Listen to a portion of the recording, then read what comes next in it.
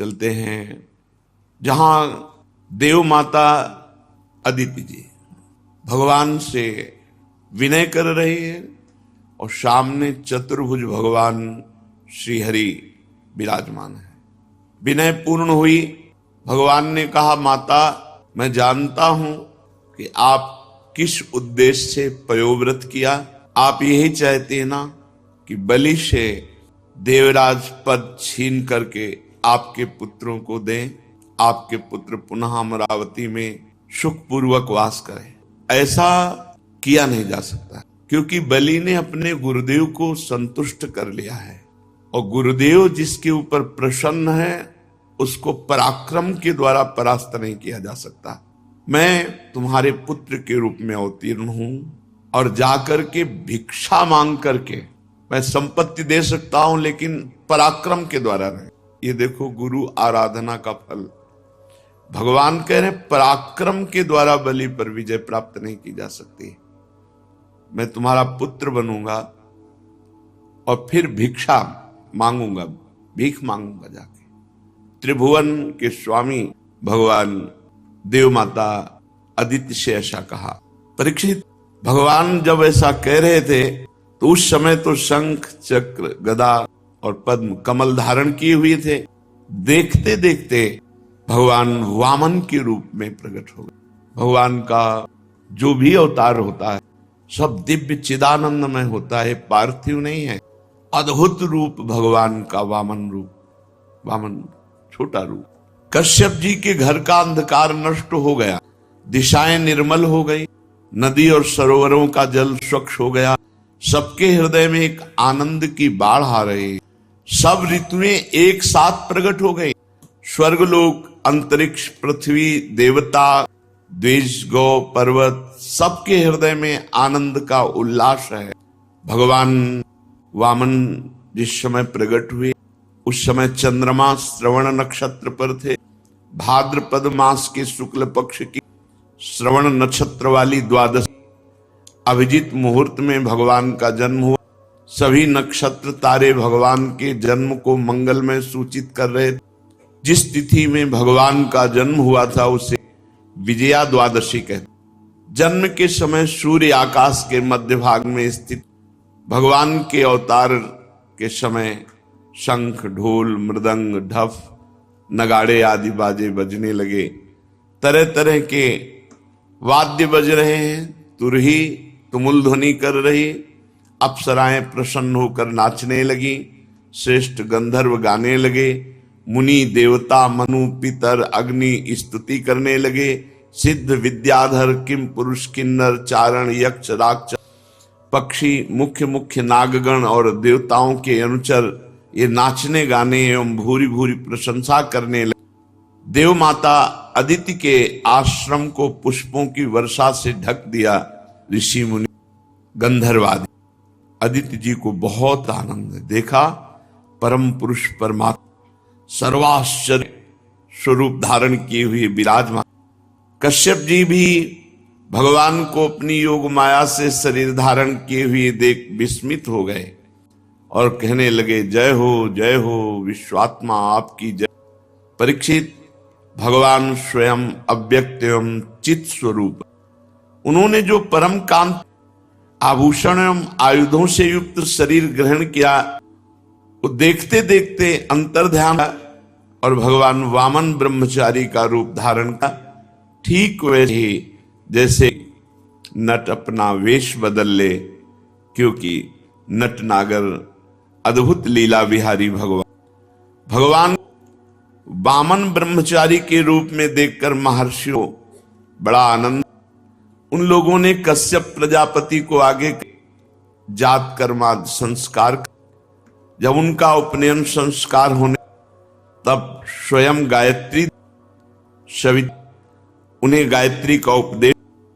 देवगुरु बृहस्पति जी ने यज्ञ और कश्यप जी ने पृथ्वी ने कृष्ण मृगचर्म, वन के स्वामी चंद्रमा ने दंड और माता अदिति ने कौपीन कटिवस्त्र और आकाश ने वामन वेशधारी भगवान को छत्र।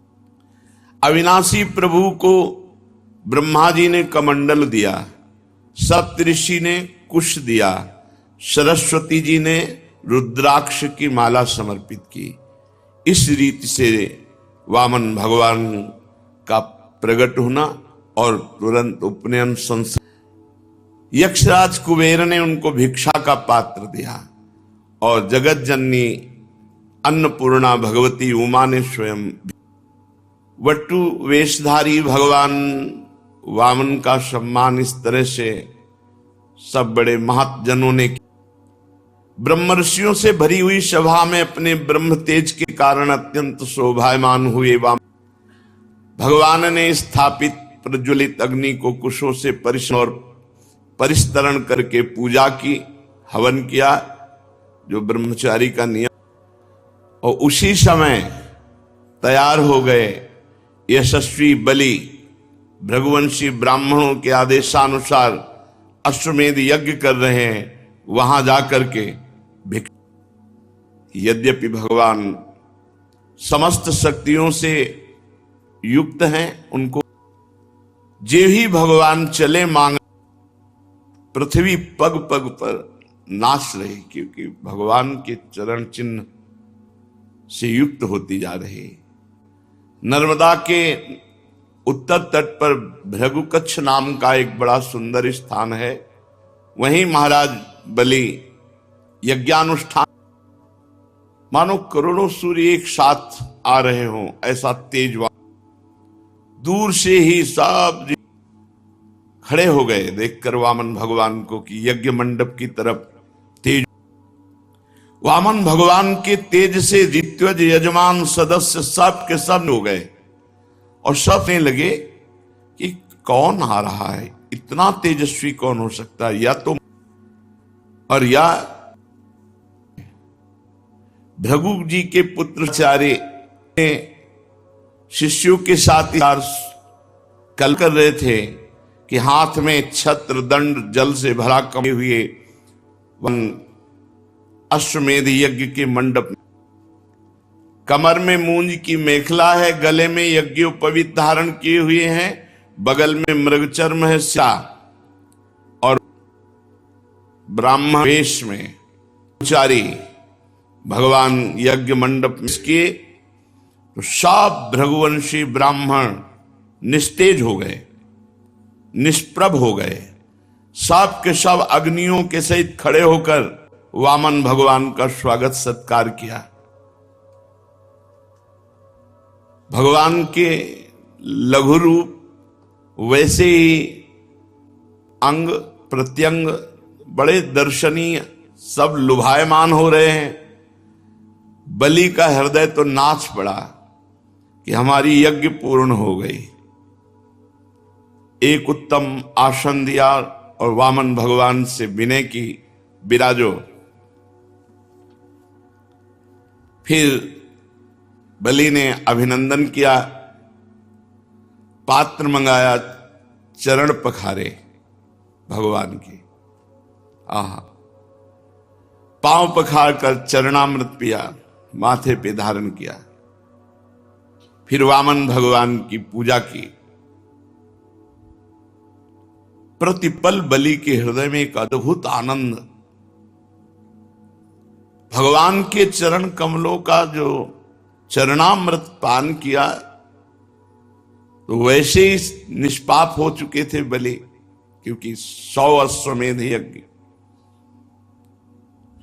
जिस चरणामृत को स्वयं देवादिदेव चंद्रमौली भगवान शंकर अत्यंत भक्ति भाव से अपने सिर पर धारण करते हैं, वही चरणामृत धर्म के मर्मज्ञ राजा बलि ने जब मस्तक पर धारण किया तो अनुभव में आ गया कि ये कोई साधारण नहीं है, ये या तो स्वयं भगवान है या इस छद्म भेष में कोई महापुरुष पधारे हुए। बलि ने हाथ जोड़कर कहा, ब्राह्मण कुमार, स्वागतम ते नमस्तुभ्यम, ब्रह्मन् किम करवाम ते, ब्रह्मर्षीणाम तपः साक्षान् मन्ये त्वार्यवपुर्धरम् अद्य नः पितरस्तृप्ता अद्य नः पावितं कुलम् अद्य स्विष्टः क्रतुरयम् यद भवानागतो गृहान। स्वागतम स्वागतम, स्वागत है आपका, स्वागत है। नमस्कार नमस्कार, आपको बार बार नमस्कार। आज्ञा कीजिए, मैं आपकी क्या सेवा करूं। आज मुझे ऐसा जान पड़ता है कि बड़े बड़े ब्रह्म ऋषियों की तपस्या ही स्वयं मूर्तिमान होकर वामन के रूप में मेरे सामने आई है।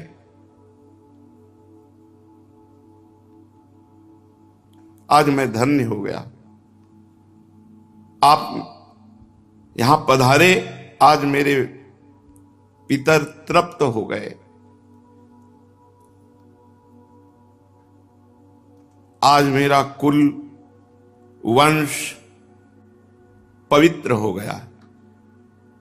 आज मेरा यज्ञ सफल हो गया। हे वामन ब्राह्मण कुमार, पता नहीं आपके पांव पखारने से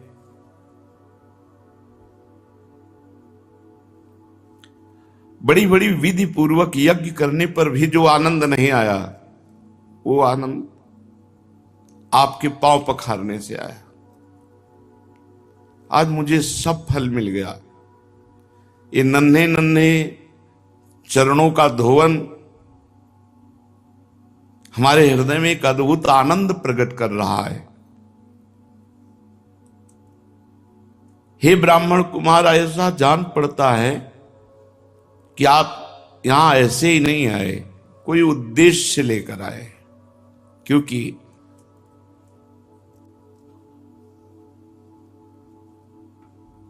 आपके चेहरे से पता चलता है कि आप कुछ मांगना चाहते हैं, कुछ उद्देश्य लेकर आए।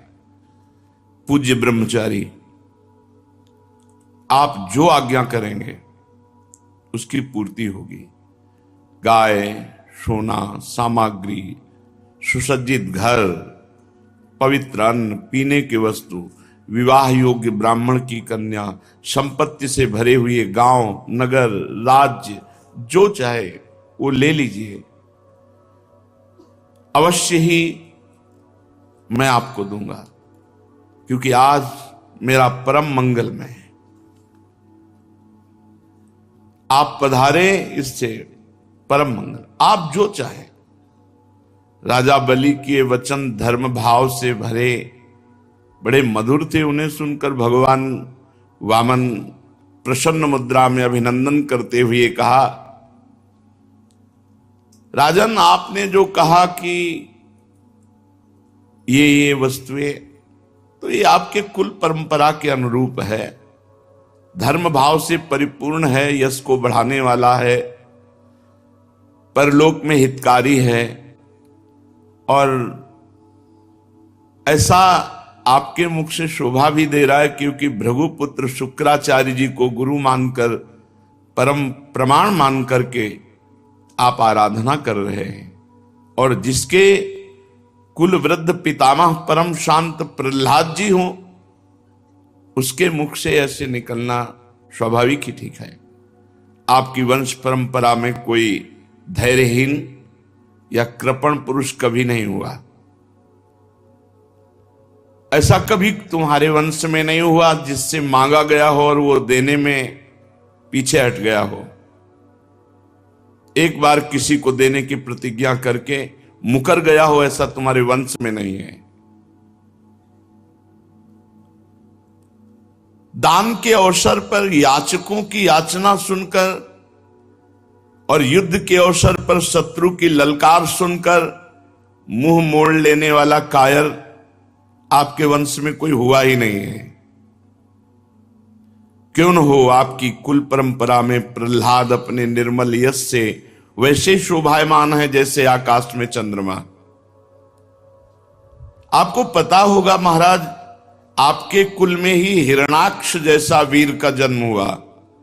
वो वीर जब हाथ में गदा लेकर अकेला दिग्विजय के लिए निकला तो सारी पृथ्वी में उसका कोई जोड़ नहीं मिला। तब भगवान श्री हरि जल में से पृथ्वी का उद्धार करने गए थे, तो सामने देखा कि हिरणाक्ष गदा लिए हुए विजय प्राप्त की, पर हिरणाक्ष की शक्ति का आज भी हरि बार बार स्मरण करते हैं। विजय तो प्राप्त की हरि ने, पर बार बार हिरणाक्ष की शक्ति का स्मरण करते हैं कि कितना बलवान था। और महाराज आपके ही वंश में हिरण्यकश्यप हुए। जब हिरणाक्ष के वध का हिरण्यकश्यप को भारी क्रोध में आकर के बैकुंठ में आक्रमण कर दिया। सोचो, बैकुंठ में आक्रमण कर दिया। ये प्रणाली है, जब जैसे किसी की दूध मांगना हो ना, आपकी गाय तो सैकड़ों में एक है और आपका स्वभाव भी ऐसा है। ऐसा स्वभाव नहीं देखा गया जैसा, मतलब उसको इतना बढ़ा के, उसको इतना पुष्ट करके, आपके वंश में कोई ऐसा हुआ ही नहीं जो एक बार कह दे देंगे और फिर मुकर जाए। पूरा पुष्ट पक्का भगवान कर रहे हैं। अब देखो, है तो बलवान हिरण्यकश्यप, लेकिन है तो बहिर्मुख ना।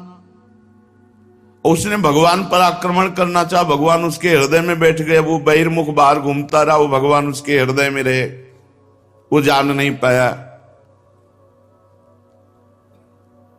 महाराज बलि, आपके वंश में एक से एक राजन, आपके पिता विरोचन बड़े ब्राह्मण भक्त थे। यहां तक कि उनके शत्रु देवता ने ब्राह्मणों का वेश बनाकर उनसे उनकी आयु का दान मांगा, और उन्होंने ब्राह्मणों के छल को जानते हुए भी अपनी आयु दे डाली। आप भी अपने वंश का ही, और शुक्राचार्य जी आपके गुरु, प्रहलाद जी आपके पूर्वज, बड़ा यश आपके, भगवान बड़ाई किए जा रहे हैं। मुंह मांगी वस्तु देने वालों में आप श्रेष्ठ हैं। तो आपने कहा जो इच्छा हो सो मांग लो। तो देखो, हम बहुत संतुष्ट ब्राह्मण हैं, संतोषी ब्राह्मण। हमको तो केवल अपने 3 पग पृथ्वी चाहिए, उतने से काम चल जाएगा। 3 पग पृथ्वी वो थोड़ी सी है। अपने पैरों से हम 3 डग केवल नापेंगे, उतनी पृथ्वी देव। बहुत जोर से सब सभा, और बलि जी भी हंस दिए। बोले, ब्राह्मण कुमार तुम किससे बात कर रहे हो? त्रिभुवनपति से बात कर रहे हो। तुम वैसे जब बात करते तो लगता है ज्ञानियों में श्रेष्ठ कोई बात कर रहा है, पर अभी बच्चे हो तुम। फिर तुमसे कह रहा हूं, नगर का नगर मांग लो, राज्य का राज्य मांग लो। तुम अभी समझ नहीं पा रहे हो कि तुम क्या मांग रहे हो। महाराज बलि से 3 डग केवल भूमि। अरे मैं तीनों लोकों का एकमात्र अधिपति हूं, द्वीप का द्वीप दे सकता हूं। जम्बू द्वीप मांग लो, पूरा द्वीप दे दूं। मैं बहुत प्रसन्न हूं, और तुम मुझसे 3 डग भूमि केवल। ब्रह्मचारी,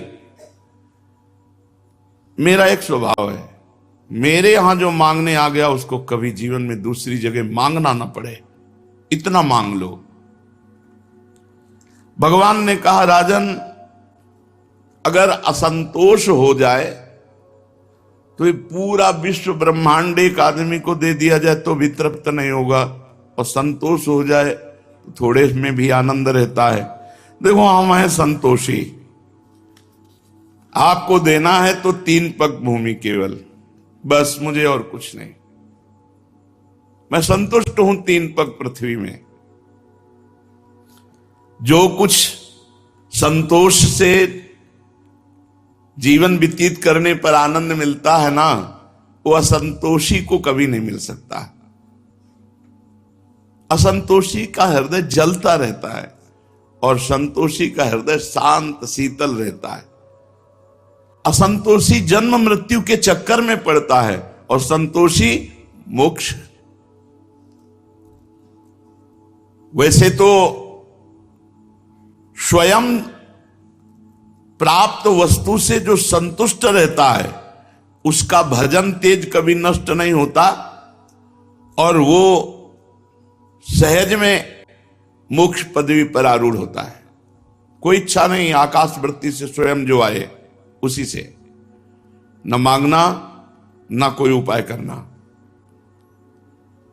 पर हम आए हैं तुम्हारे यहां मांगने, इसीलिए मैं अपनी बात पे डटा हूं कि केवल 3 पग भूमि का आप दान कीजिए। भगवान जब अपनी बात पर डटे हैं तो राजा बलि ने कहा, चलो जिसमें तुम्हें प्रसन्नता हो उतना ही कर लो। 3 पग पृथ्वी चाहिए। जलपात्र उठाया, मैं संकल्प करता हूं। शुक्राचार्य जी सब कुछ जान गए कि अरे वामन रूप में तो स्वयं भगवान है और राजा बलि को त्रिभुवन से, जो त्रिभुवनपति पद है उससे हटाने की ये लीला है। शुक्राचार्य जी ने कहा, विरोचन कुमार बलि सावधान, संकल्प मत करना।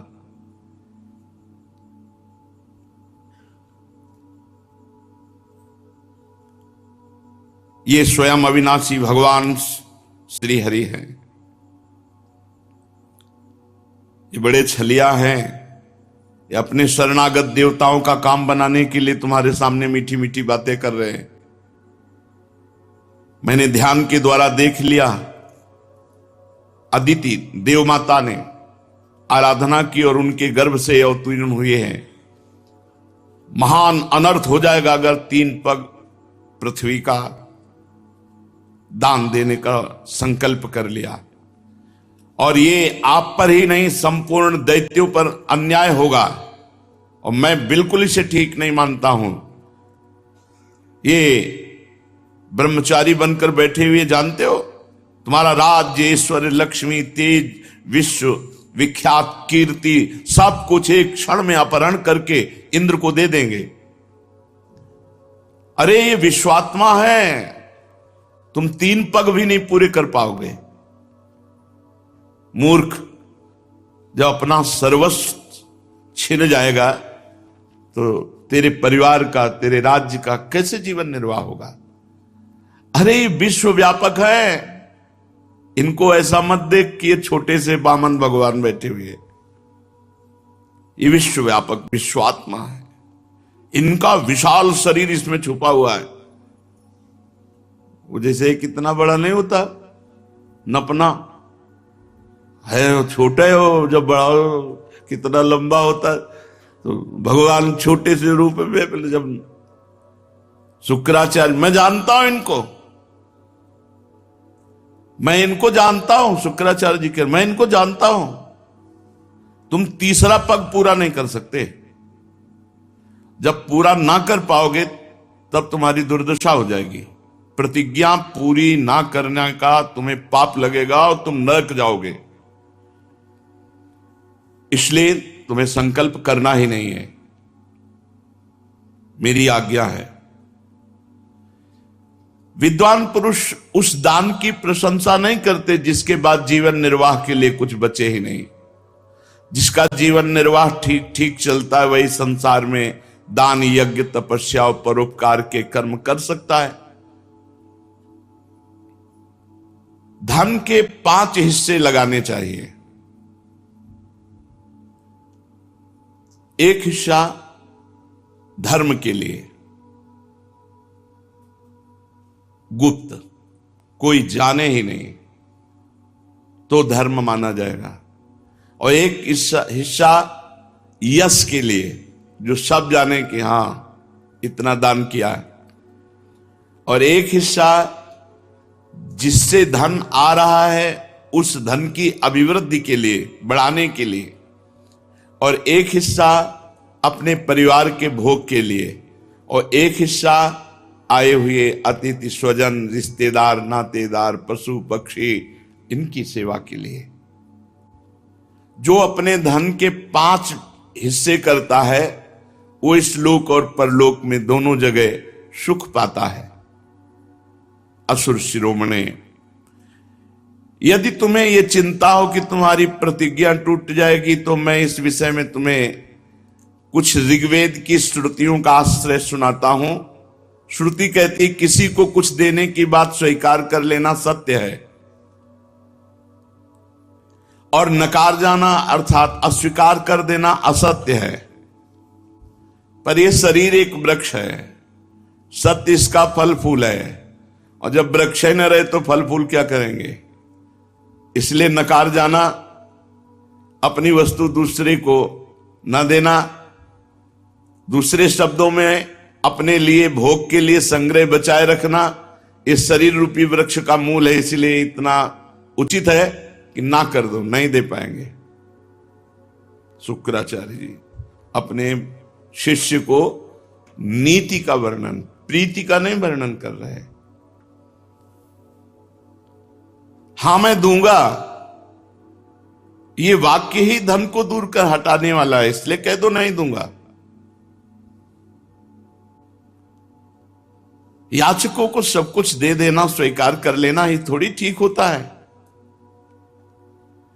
इसके विपरीत विचार पूर्वक कुछ थोड़ा लेने वाला हो तो दे दे, चलो भाई हमारा परिवार भी पालेगा, तुम्हारा भी काम चल जाएगा।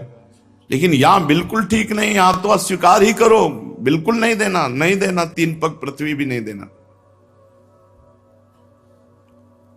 तुम्हें लग रहा हो कि झूठ बोल दिया, तो देखो यहां झूठ बोलने में पाप नहीं लगता। जब अपनी स्त्री को प्रसन्न करने के लिए, तो झूठ बोलने में कोई बात नहीं। शुक्राचार्य जी महाराज प्रमाण दे रहे हैं।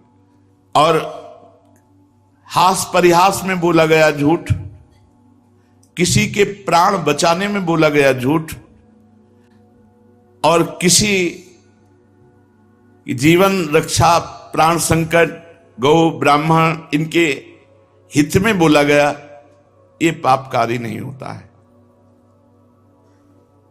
अपनी स्त्री को प्रसन्न करने के लिए बोला गया, हास परिहास में बोला गया, और किसी की आजीविका जा रही है और आप झूठ बोल दो बच जाएगी तो आप झूठ बोल दो, वो सत्य का फल मिलेगा आपको।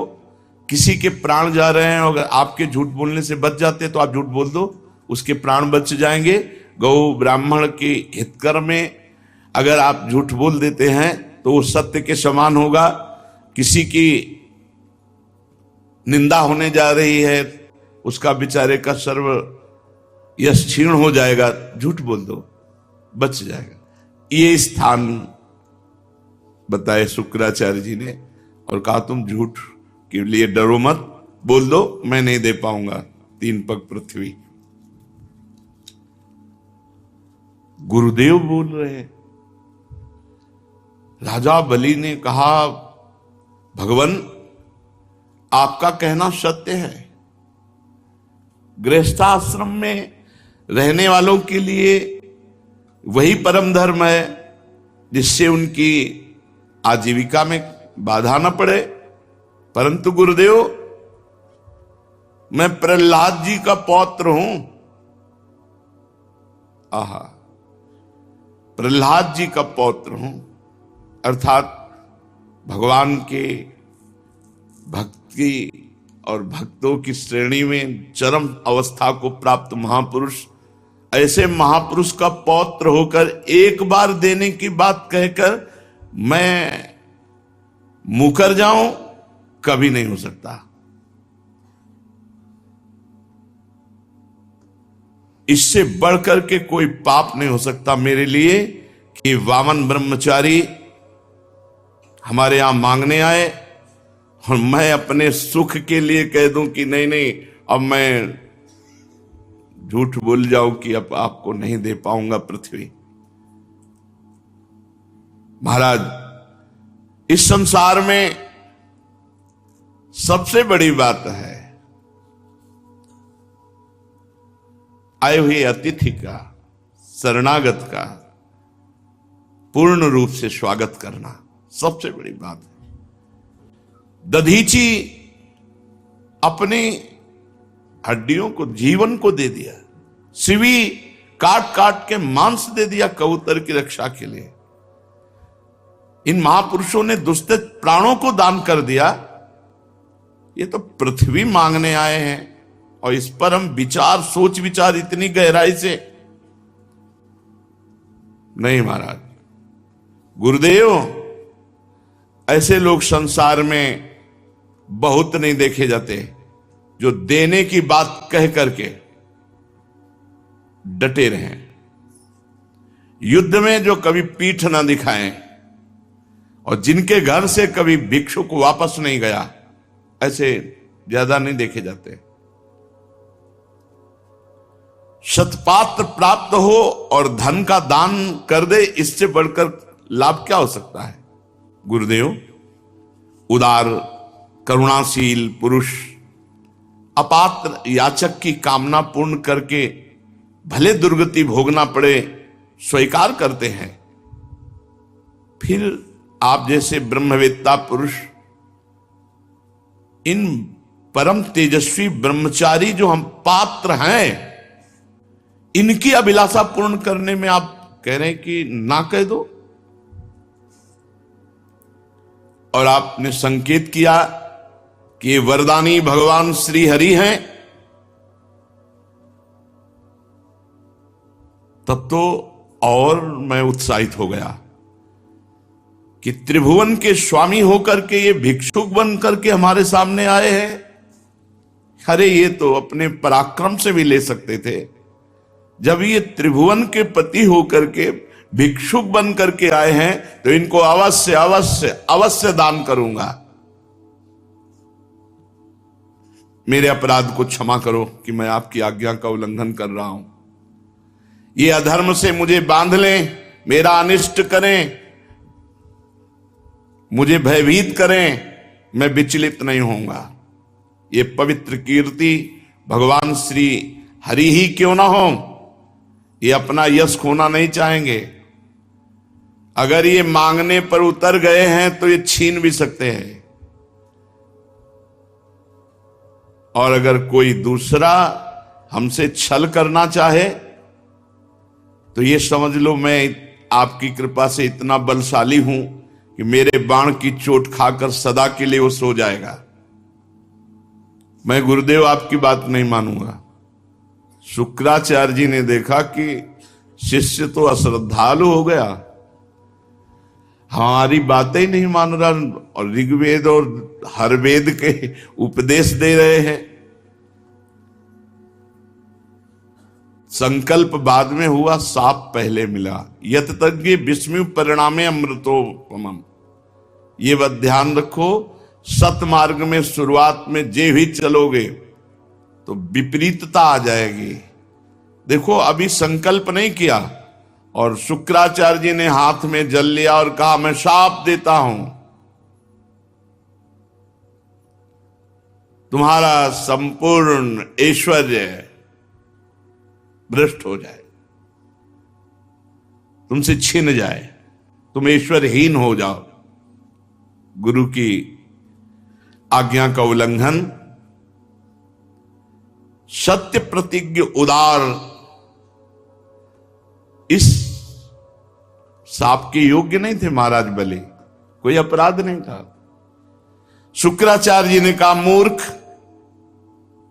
अज्ञानी, तू अपने को बड़ा ज्ञानी मानता है, तू मेरी उपेक्षा करके गर्व कर रहा है, बार बार मेरी आज्ञा का उल्लंघन कर रहा है, इसलिए जा शीघ्र तू अपने ऐश्वर्य को खो दे, लक्ष्मी खो दे।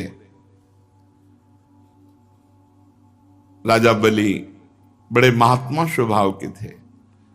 गुरुदेव का शाप सिर पर स्वीकार किया और दंडवत की, पर वो इस बात में नहीं डिगे 3 पग पृथ्वी देने के लिए। वामन भगवान की विधि पूर्वक पूजा के हाथ में जल लेकर 3 पग भूमि का संकल्प कर दिया। उसी समय राजा बलि की पत्नी विंध्यावली, जो मोतियों के गहनों से सुसज्जित थी, वहां आई और अपने हाथों से वामन भगवान के चरण पखारने के लिए जल से भरा हुआ स्वर्ण का कलश ला कर दिया। बलि ने पुनः दोबारा भगवान के चरण धोए और चरणों का वह विश्व पावन जल अपने सिर पर चढ़ाया। देवता लोग ये देख करके, सौभाग्य इतना बलि का देख के कि हमको राज्य तो मिलेगा ही अब, क्योंकि भगवान ने ठान लिया है, लेकिन जो बलि को मिल रहा है वो मुझे नहीं मिला, बलि आगे ही रहेंगे। देवता लोग पुष्पांजलि बलि के ऊपर चढ़ाने लगे कि धन्य है राजा बलि, तुम्हारा अलौकिक कार्य धन्य है। अब जे ही संकल्प हो गया तो बड़ी अद्भुत घटना घटी। यज्ञ मंडप के बाहर एक चरण जे ही बढ़ा तो बस बढ़ते चला गया।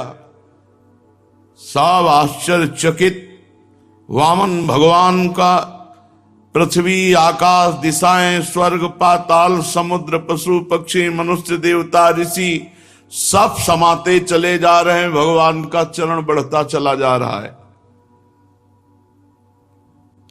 सब ऋषि मुनि आश्चर्यचकित है।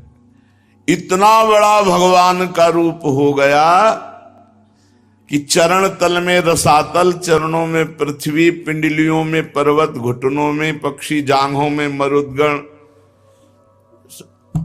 बढ़ता भगवान के विशाल स्वरूप का कौन वर्णन करे। सर्वात्मा भगवान संपूर्ण जगत को नाप लिया। भगवान का उसी समय सुदर्शन चक्र गरजते हुए, भयंकर टंकार करने वाला सारंग धनुष, पांचजन्य शंख, कौमोद की गदा, 100 चंद्राकार चिन्हों वाली ढाल, विद्याधर नाम की तलवार, अक्षय बाणों से भरे 2 तरकस, लोकपालों के सहित भगवान के सुनंदादि पार्षदगण, ये सब उपस्थित हो गए।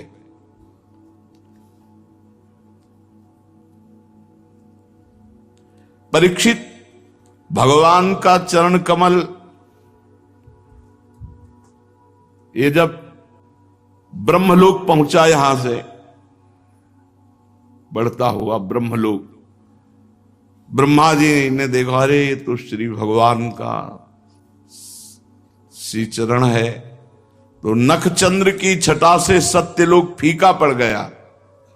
भगवान के चरणों की नख कांति से ब्रह्मलोक फीका पड़ गया। स्वयं ब्रह्मा उस प्रकाश में डूब गए। मरीचि आदि ऋषि, सनंदन आदि नैष्ठिक ब्रह्मचारी, बड़े बड़े योगी भगवान के चरण कमल की अगवानी की। वेद, उपवेद, नियम, यम, तर्क, इतिहास, वेदांग, पुराण सहित ये सब मूर्तिमान होकर वहां भगवान के चरणों की आराधना। योग रूप वायु से ज्ञानाग्नि को प्रज्वलित करके कर्ममल को भस्म कर डाला, वो सब महात्मा वहां विराजमान भगवान के चरण कमल की वंदना की। इसी चरण कमल के स्मरण की महिमा से सब कर्मों के द्वारा प्राप्त न होने वाले ब्रह्मधाम की जो प्राप्ति की महापुरुषों ने, वो सब चरण की वंदना कर रहे हैं। अगवानी करने के बाद विश्वरूप भगवान के चरण का अर्घपाद्य से पूजन कर प्रक्षालन किया। पूजा करके बड़े प्रेम और भक्ति से भगवान की स्तुति की। ब्रह्मा के कमंडल का वही जल वामन भगवान के पांव पखारने से पवित्र होने के कारण गंगा जी के रूप में परिणित हुआ। आकाश मार्ग से पृथ्वी पर गिरकर तीनों लोकों को पावन करती हुई ये गंगा जी हैं। गंगा जी क्या है, मूर्तिमान भगवान के चरणारविंद की उज्जवल कीर्ति है। ब्रह्मद्रोह, साक्षात ब्रह्म है। अलकनंदा, मंदाकिनी और पृथ्वी पर भागीरथी गंगा। भगवान ने अपने स्वरूप को छोटा किया, विभूतियां समेटी, तब ब्रह्मा आदि लोकपालों ने अपने अनुचरों के साथ बड़े आदर भाव से भगवान की स्तुति की।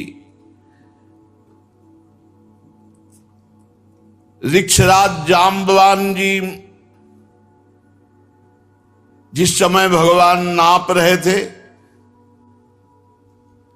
उस समय मन के समान वेग से दौड़कर सब दिशाओं में भेरी बजा बजा कर भगवान की मंगल में विजय घोषणा।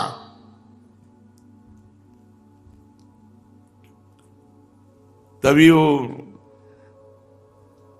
जब कौन जाए समुद्र के पार, तो कह रहे हैं कि समुद्र क्या, बूढ़ा हो गया हूं। नहीं तो जितने में भगवान ने 2 पग पृथ्वी नापी थी, उतने में 7 परिक्रमा पूरे ब्रह्मांडों की, और हर जगह जय घोष, वामन भगवान की जय। मन के वेग के समान, मन के वेग के समान। जैसे आप बंबई गए हो, अभी सोचो अभी पहुंच जाओगे, अभी मन बंबई की वो सीन ले आएगा जो आप देखे हो, या अमेरिका गए हो, या इतना तीव्र गति थी जाम्बवान जी की। और बहुत पुराने हैं ये, हर अवतार में है। देखो वामन अवतार में ये लीला, और रामा अवतार में वो लीला, और कृष्णा अवतार में भी लीला। जाम्बवती जी इन्हीं की तो पुत्री है। और युद्ध भगवान श्री कृष्ण से बहुत दिन जो अंदर युद्ध चला, जब जाम्बवान रग रग दर्द करने लगी तो उन्होंने कहा ऐसा पिटाई करने वाला कोई हो ही नहीं सकता दूसरा स्वामी के सिवा, कि जो हमारे शरीर में पीड़ा पहुंच जाए। तब उन्होंने कहा प्रभु आप हमारे राम जी हो। तो श्याम जी ने दिखाया राम जी का रूप, तो कहा भेंट में कन्या स्वीकार करो, ये दहेज में सिमंतक मणि ले। जाम्बवती जी वही महाभागवत जाम्बवान जी भगवान की मंगल में विजय घोषणा की। दैत्यों ने देखा, जो बड़े बड़े वीर थे, कि 3 पग पृथ्वी मांगने के बहाने तो सारा त्रिभुवन ले गए। हमारे महाराज यज्ञ में दीक्षित हैं, वे कुछ कहेंगे नहीं। तो उन्होंने कहा अरे ब्राह्मण नहीं है, ये महामायावी हरि है, ब्राह्मण के भेष में आकर देवताओं का काम बना रहा है। हमारे स्वामी यज्ञ में दीक्षित है, इसलिए इस ब्रह्मचारी वेश बनाकर आने वाले, याचना करने वाले पर आक्रमण करो। दैत्यों ने कहा हमारे स्वामी को इसने छल लिया है, हमारे स्वामी कभी झूठ नहीं बोलते। ऐसी अवस्था में हम लोगों का कर्तव्य होता है अपने स्वामी की संपत्ति की रक्षा करना। और असुरों ने अपने अपने हथियार उठा लिए, वामन भगवान को मारने के लिए टूट पड़े। पहले ही बता दिया कि जब वामन भगवान ने अपने चरण बढ़ाना शुरू किया था, तो दिव्यास्त्र और दिव्य पार्षद सब पहले उपस्थित हो गए थे। एक क्षण में जितने दैत्य उत्साहित होकर के, तो नंद सुनंद जय विजय प्रबल बल कुमुद कुमुदाक्ष विश्वक्सेन गरुण जयंत श्रुतदेव पुष्पदंत सात्वत, ये भगवान के दिव्य पार्षद संहार करने लगे दैत्यों का। जब राजा बलि ने देखा कि भगवान के पार्षद मेरे सैनिकों को मार रहे हैं, तो उनको शुक्राचार्य जी के शाप का स्मरण आया कि गुरुदेव ने शाप दे दिया है कि ऐश्वर्य भ्रष्ट हो जाओ। तो उन्होंने कहा विप्रचित्ति राहु नेमी आदि दैत्यों, मेरे भाइयों मत लड़ो, शांत हो जाओ, इस समय हमारा अनुकूल नहीं है। दैत्यों काल के विधान को जानने वाले, सामर्थ्य रखते हुए भी अपने क्रोध को दबा करके समय का इंतजार करते हैं। ये समय सही नहीं है। देखो, जब हमारी उन्नति का समय था तो काल हमारे पक्ष में था, देवताओं को बिना लड़े स्वर्ग छोड़कर भागना पड़ा था। आज काल हमारे प्रतिकूल है, इसलिए हमारी अवनति होनी है। बल, मंत्री, बुद्धि, दुर्ग, मंत्र, औषधि, कोई उपाय इस समय मेरा काम नहीं करेगा, क्योंकि काल हमारे अधीन नहीं। इस समय काल विपरीत है। तुम लोग चिंता मत करो, शांत हो जाओ। दैव काल जब हमारे अनुकूल होगा तब हम पुनः इंद्र पद प्राप्त करेंगे।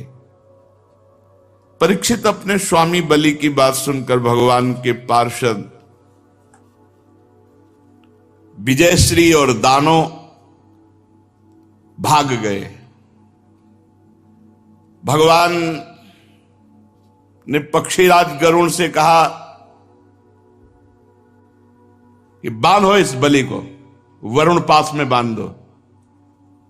ये बहुत कष्टप्रद पास होता है, प्रतिपल प्राणों को कष्ट देता है। बांध दिया गया, वरुण पास में बलि को बांध गया। वैसे बिल्कुल विचित्र लीला है इनकी। देखो, जब केवल इनको कोई पकड़ना चाहता है कि मुझे केवल भगवान चाहिए, तब ये बात बहुत हिम्मत करके चलना है। केवल भगवान के लिए बहुत हिम्मत करनी है। गुरु ने मना किया, बलि ने नहीं माना, भगवान को दे दिया, तो प्रशंसनीय। भगवान ने आप प्रशंसा नहीं की, कहा बांधो इसको। गरुण जी को आदेश किया, तुरंत वरुण पास में बांध दिया। अब तो आकाश में समस्त दिशाओं में कि गलत है, गलत है।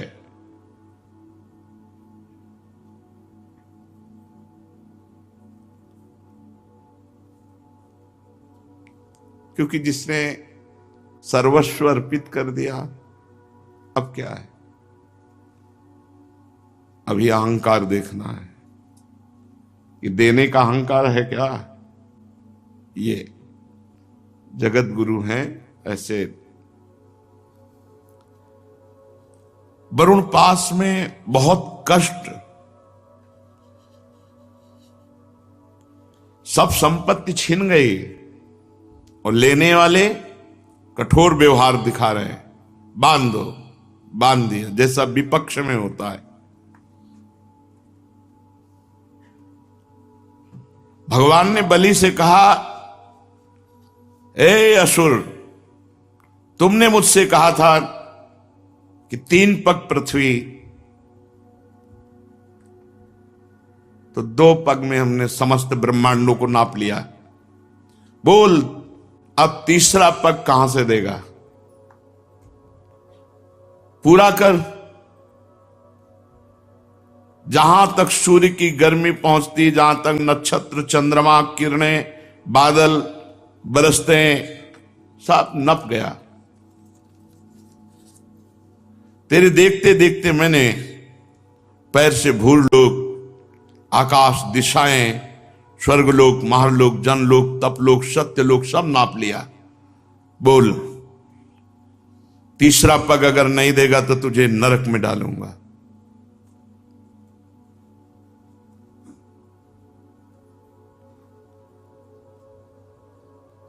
ये संभाले तो संभल सकता है, नहीं तो ऐसी कैसे ऐसे हो सकता है। और गुरु तो तेरे प्रतिकूल हो ही गए हैं, शाप दे ही दिया है। अब अवश्य अवश्य तुम नरक जाओगे। जो दान देने की बात करके मुकर जाता है, धोखा देता है, उसके सारे पुण्य नष्ट हो जाते हैं, उसे नरक में गिरना पड़ता है। तुझे बड़ा घमंड था, मैं त्रिभुवनपति हूं, मैं बड़ा दानी हूं, मैं दूंगा, ऐसा कह के, और फिर दे नहीं पाया, अब तीसरा पग पूरा करने तुझे नरक भोगना पड़ेगा। महाराज बलि ने कहा,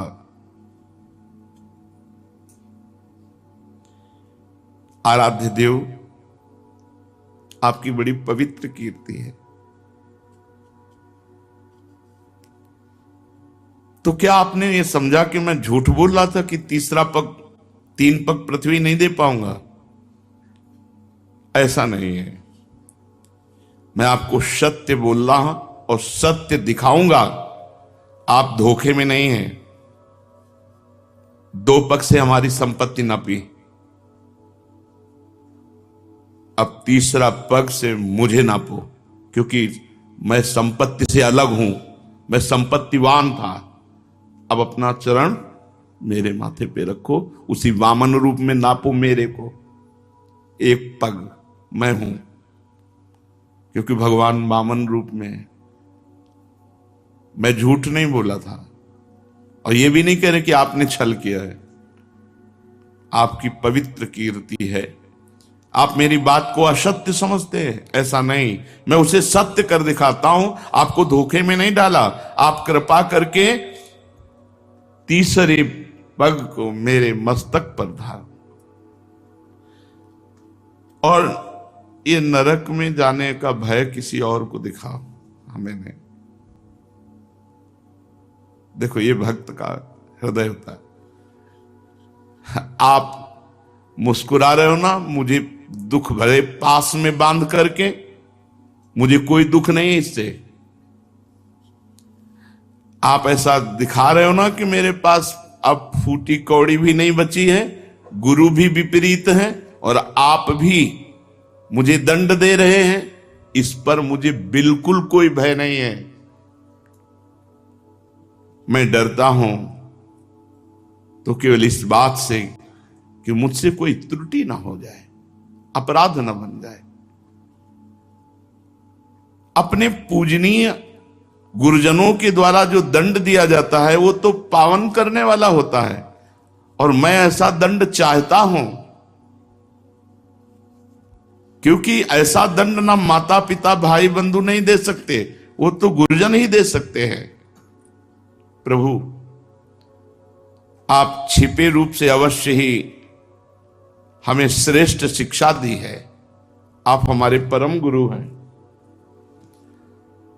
जब कोई धन से मतवाला होता है, बल से मतवाला होता है, अहंकार से मतवाला होता है, तो आप उसे ठीक करते हैं, उसको ज्ञान नेत्र प्रदान करते हैं, उसके अहंकार का नाश करके। ये परम उपकार है नाथ। मैं कैसे बताऊं कि आप कितना उपकार हमारे ऊपर किए।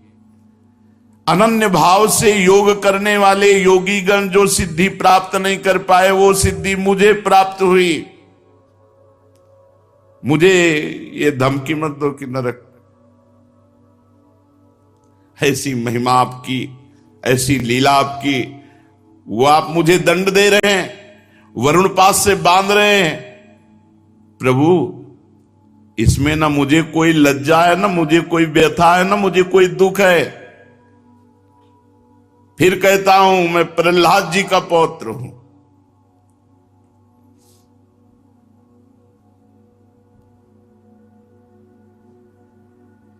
कितना कष्ट दिया गया प्रहलाद जी को, लेकिन अपनी निष्ठा से विचलित नहीं हुए। यही है भक्ति का स्वरूप, यही है कि स्वयं हम जिसकी भक्ति कर रहे हैं वही हमारे विपरीत अगर लीला करने लगे तो भी हमें उनको नहीं छोड़ना। ये बड़ी परिपक्व अवस्था भक्ति की होनी चाहिए। देखो, सब कुछ समर्पित है, अब आपके सिवा कोई है नहीं, और आप ही विपरीत हो, गुरु भी विपरीत हो गए, सब विपरीत हो गए, तो आप कम से कम आप तो विपरीत ना होइए। लेकिन आखिरी हद की बात है कि आप भी विपरीतता दिखा रहे हो। कह रहे हैं तुझे पक्का नरक मिलेगा, और गरुण जी से कह के वरुण पास में बंधवा दिया, और कहां तीसरा पग पूरा करेगा। बड़ा दानी बनता है ऐसा। ये जैसे जादूगर की हर चाल को जमूरा जानता है, ऐसे ही भगवान की भक्ति में इतनी सामर्थ्य है कि भगवान की हर चाल को पहले ही भक्त के अंदर भक्ति समझा देती कि ऐसे से ऐसे चलना है।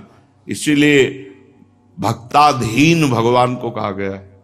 भक्ति के भाव में भरकर भगवान अजित को जीत ले, वो भक्ति है। इसलिए भगवान की भक्ति में इतनी सामर्थ्य है कि जो न योगी न तपस्वी न ज्ञानी कभी भगवान को अधीन कर नहीं पाए, वो भक्तों के पीछे डोले हैं, भक्तों के पीछे डोले हैं। भक्तन पाछे यो फिरत जीव बछरा संग गाय, भक्ताधीन मनः पूज्य गोपाल शास्त्र नाम। भक्ता अधीन। प्रहलाद जी की मेरे पितामह हैं, सारे जगत में प्रसिद्धि है। किस बात से?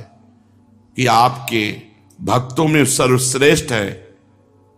तो प्रभु मैं उन्हीं का पौत्र हूं।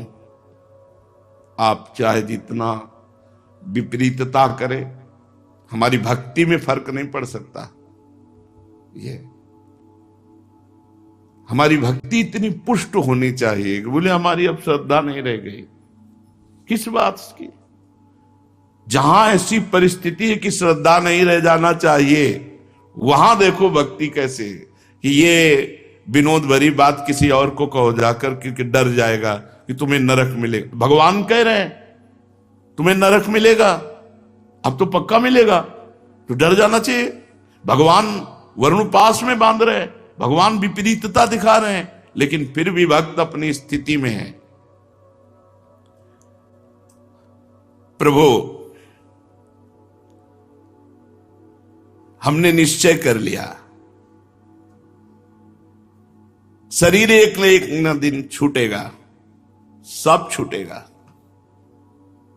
फिर शरीर के लिए या यश कीर्ति के लिए आपको क्या छोड़ना? आपको पकड़े ये सब छूटेगा। लौकिक दृष्टि से आप कुछ भी कहें, लेकिन अंतर्दृष्टि से आप देखें, अंतर्दृष्टि से प्रभु हिरण्यकश्यप के वंश का हूं, तो आप बाह्य दृष्टि से तो हमारे साथ शत्रुता का व्यवहार दिखा सकते हो, अंतर्दृष्टि से नहीं। दोनों बातें सामने रखते हैं। प्रहलाद जी का पौत्र हूं, मतलब भक्ति की कसौटी में आप कितना भी कस लो, हमें फेल नहीं कर सकते। और ये जो बाहर लीला कर रहे हो गलत है नहीं, क्योंकि हिरण्यकश्यप हमारे ही पितर है, तो आपसे द्रोह करते थे, तो आप द्रोह की लीला हमसे करोगे, कर लो। पर अंतर्दृष्टि से देखो आप, बलि ऐसा बोल ही रहे थे, मुख में भगवान नाम, आंखों में अश्रु, प्रहलाद जी पधारे। राजा बलि ने देखा कि मेरे पितामह बड़े तेज संपन्न और मुस्कुरा रहे हैं, कमल के समान कोमल नेत्रों से अश्रुबिंद टपक रहे हैं। वरुण पास में बलि बंधे हुए, इसलिए जैसा प्रहलाद जी के आने पर आदर करते थे वैसा नहीं कर पाए, केवल नेत्रों से। प्रहलाद जी ने देखा भक्तवत्सल भगवान वहां विराजमान है, सुनंद नंदादि पार्षद सेवा कर रहे हैं। प्रहलाद जी तो वैसे ही पुलकित अश्रु प्रवाह, लेकिन जब देखा कि बलि जी पर इतनी कृपा, तो साष्टांग भगवान के चरणों में लौट गए। और फिर जो भगवान से वार्ता हुई वो आगे शिष्य श्री राधा वल्लभ।